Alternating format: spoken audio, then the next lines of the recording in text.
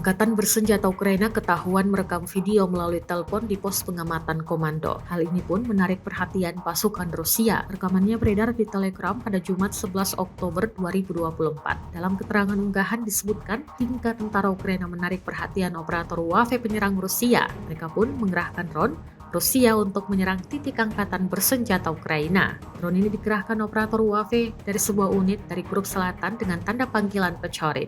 Dikutip Ryadovos, di ruang istirahat Ukraina diubah menjadi pos pemeriksaan terletak di dekat desa Gornyak. Pengintai yang mengawasi mencatat bahwa para pejuang angkatan bersenjata Ukraina terus bergerak dan merekam satu sama lain. Diasumsikan bahwa mereka merekam, oleh karena itu keputusan segera diambil untuk mengangkat pesawat ke udara dan menghukum perilaku tersebut, kata pasukan Rusia.